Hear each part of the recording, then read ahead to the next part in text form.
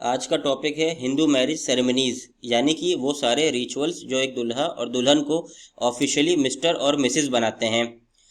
Marriage Hindu जीवन में बहुत ही इम्पोर्टेंट रोल प्ले करता है। यह केवल दो लोगों के बीच का बॉन्ड नहीं बल्कि उनके फैमिलीज का भी कनेक्शन होता है। हिंदू मैरिज को सैक्रेड माना जाता है और इसे जनरेशन से चली आ रही कस्टम और रिचुअल के अनुसार परफॉर्म करना होता है।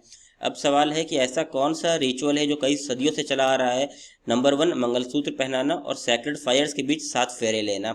तो ये इन फंक्शंस को कहा जाता है, यह एक कस्टम है क्योंकि ये कई सदियों से चले आ रहे हैं।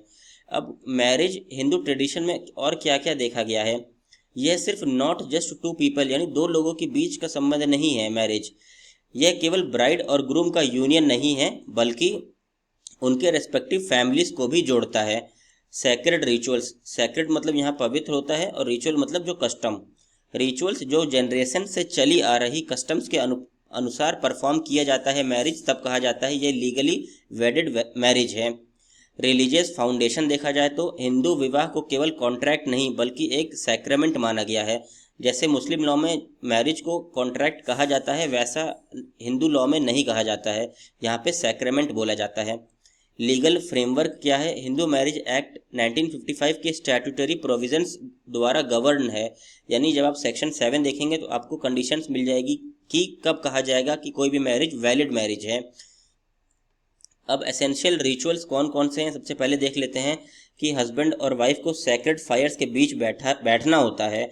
यह रिचुअल्स होली फायर के चारों ओर परफॉर्म की जाती है जो डिवाइन विटनेस का काम करता है। आपने देखा होगा बीच में आग जल रही होती है, होली सैक्रेड फायर होती है और चारों ओर इसके हस्बैंड और वाइफ फेरे भी लेते हैं और बैठते भी हैं। अब यह एक प्लेज का प्रतीक है, यानी कपल 7 स्टेप्स लेते हैं, हर स्टेप उनके जीवन के लिए एक प्लेज का प्रतीक होता है। लीगल कंप्लीशन भी होता है। मैरिज 7वें स्टेप के बाद लीगली बाइंडिंग और कंप्लीट मानी जाती है। सेक्शन 7 के सारे कंडीशंस हैं ये। यदि अन्य सेरेमनीज रीजन के अनुसार अलग हो सकती हैं, यानी मान लीजिए कोई अगर साउथ का है तो उसके कस्टम अलग हो सकते हैं, कोई हिंदू नॉर्थ की तरफ से है तो वो 7 फेरे जरूर लेगा। तो देखा गया है कि ये अलग अलग हो सकता है जो रिचुअल्स है, लेकिन सप्तपदी को अक्सर सबसे क्रूशियल माना जाता है और सेक्शन 7 में एक्सप्लिसिटली मेंशन भी किया गया है। सिग्निफिकेंस क्या है। सिग्निफिकेंस ऑफ सेरेमनी क्या चीज़ है। सबसे पहले लीगल रिकग्निशन मिलता है। स्पेसिफाइड सेरेमनीज का पालन करना हिंदू विवाह को ऑफिशियल और लीगल मान्यता दिलाने का एक इम्पॉर्टेंट अहम रोल निभाता है। रेस्पेक्टिंग डाइवर्सिटी, कानून हिंदू कम्युनिटीज़ और रीजन्स के विभिन्न कस्टम्स और ट्रेडिशन को एकोमोडेट करता है। फ्रीडम ऑफ कस्टम, कपल्स को ऑटोनॉमी मिलती है कि वह दूल्हा या दुल्हन की रीजनल फैमिली रिचुअल्स चुन सकते हैं। मान लो अगर हस्बैंड के वहाँ कुछ अलग रिचुअल्स परफॉर्म किए जा रहे हैं कई सालों से और वाइफ के वहाँ कुछ अलग, तो कोई भी एक रिचुअल परफॉर्म कर लिया जाएगा तो यह माना जाएगा कि यह लीगली वेडेड मैरिज है। बाइंडिंग यूनियन, एसेंशियल राइट्स जैसे कि सप्तपदी पूरे होने के बाद स्पाउस के बीच म्यूचुअल राइट और ऑब्लिगेशन स्थापित हो जाते हैं। जैसे ही 7वां फेरा कंप्लीट होगा वैसे ही दोनों के बीच में म्यूचुअल राइट और जो मैरिज के लीगल रिलेशन है वह शुरू हो जाते हैं। अब क्या कॉन्सिक्वेंस है अगर कोई भी कपल जो है उस सेक्शन 7 का वायोलेट करता है, यानी जो भी एसेंशियल प्रैक्टिस है मैरिज के लिए उसको फॉलो नहीं करता है, तो उनकी मैरिज इनवैलिड मैरिज हो जाएगी।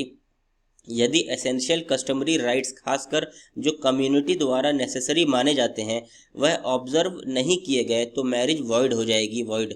वॉइडेबल नहीं होगी बल्कि वॉइड हो जाएगी, यह चीज़ ध्यान रखना है। Loss of marital rights, parties को मेंटेनेंस का, डाइवोर्स का या इनहेरिटेंस जैसे राइट्स क्लेम नहीं कर सकते हैं जब तक कि मैरिज प्रॉपरली ट्रेडिशन के अनुसार सोलेमनाइज ना की गई हो। क्योंकि जब तक आपकी मैरिज ही लीगल नहीं होगी तो आप ये सारे लीगल राइट्स कैसे ले सकेंगे मेंटेनेंस का। अब कुछ अदर वाइडली एक्सेप्टेड सेरेमनीज हैं, और भी सेरेमनीज है जैसे कि कन्यादान का, जिसके अंदर गिविंग अवे द ब्राइड यानी कि gift of the girl, bride के फादर सिंबॉलिकली अपनी बेटी को ग्रूम को देते हैं जो ग्रूम की रिस्पॉन्सिबिलिटी का प्रतीक होता है कन्यादान में। सगाई का भी आपने सुना होगा। एंगेजमेंट सेरेमनी जिसको कहा जाता है मैरिज प्रोसेस की फॉर्मल स्टार्ट का मार्क, यानी कहा जाता है कि स्टार्ट हो चुकी है अब सेरेमनीज। रिंग और गिफ्ट के एक्सचेंज से फैमिलीज के बीच म्यूचुअल इंटेंट और एग्रीमेंट सॉलिडिफाई होता है। कॉमन राइट्स प्रीसीडिंग कंप्लीशन, यानी सबसे पहले ब्लेसिंग्स दिए जाते हैं, एल्डर्स और फैमिली मेम्बर्स से गुडविल और कंसेंट प्राप्त होता है, और देखा गया कुछ अब वॉलेंटरी गिफ्ट भी दिए जाते हैं, कपल के म्यूचुअल एक्सेप्टेंस और प्रॉस्पेरिटी का प्रतीक होता है। फिर मंगलसूत्र को भी बांधा जाता है। ग्रूम जो है सैक्रेड नेकलेस बांधता है, यानी दुल्हा, जो मैरिटल स्टेटस और प्रोटेक्शन को दर्शाता है, यानी वह प्रोटेक्ट करेगा लाइफ टाइम अपनी लीगली वेडेड वाइफ को। इन रिचुअल्स के परफॉर्मेंस और कन्यादान के बाद लीगली कंक्लूसिव स्टेप होता है जिसे कहा जाता है सप्तपति, जिसे सप्तपति कहा जाता है। अब जुडिशियल इंटरप्रिटेशन क्या है? क्या कोई सुप्रीम कोर्ट का लैंडमार्क जजमेंट है? कोर्ट हमेशा यह प्रिंसिपल अफर्म करता है कि लोकल कस्टम वैलिडिटी डिटरमाइन करने में पैरामाउंट रहे, यानी जो भी कस्टम चले आ रहे सदियों से उन्हें कोर्ट भी स्वीकार करता है। जैसे कि श्रीमती बीबी वर्सेस श्रीमती रामकली 1982 का जजमेंट है। इस केस में इलाहाबाद हाई कोर्ट ने कहा कि हिंदू मैरिजेस के लिए कोई फिक्स्ड सेट ऑफ सेरेमनीज नहीं है, कोर्ट को पार्टीज के स्पेसिफिक कस्टम को वेट देना चाहिए। यानी जो कोर्ट इलाहाबाद हाई कोर्ट ने कहा कोई ऐसा फिक्स्ड कस्टम नहीं है कि आप ये काम कर लो आपकी वैलिड हो जाएगी मैरिज, बल्कि जो भी पार्टीज के स्पेसिफिक कस्टम है उनको ज़्यादा महत्व दिया गया। यह लैंडमार्क रूलिंग एक्ट के उद्देश्य को दिखाता है, लीगल रिकॉग्निशन प्रोवाइड करना और कस्टमरी हिंदू लॉ की डाइवर्स रूट को एक्सेप्ट करता है। अब कंक्लूजन देखा जाए तो पूरा टॉपिक कंक्लूड किया जाए तो सेक्शन 7 एक फाउंडेशन है। Hindu marriage act 1955 legally formality और कल्चरल ट्रेडिशन को ब्लेंड करता है। यह सुनिश्चित करता है कि हिंदू मैरिज रिलीजियस सैक्रेमेंट और लीगली वैलिड कॉन्ट्रैक्ट दोनों है। कस्टम के लिए अलाउंस कानून को फ्लेक्सिबल बनाता है, चाहे मॉडर्न इंटरकास्ट हो या इंटर कम्युनिटी मैरिज हो। प्रिस्क्राइब्ड या कस्टमरी सेरेमनीज को एडहेरेंस कल्मिनेटिंग इन सप्तपति वैलिड हिंदू मैरिज का डेफिनेटिव प्रूफ माना गया है। तो सेक्शन 7 की कंडीशंस स्पाउस को फुलफिल करनी होती है, अन्यथा उनकी मैरिज वॉइड हो जाती है।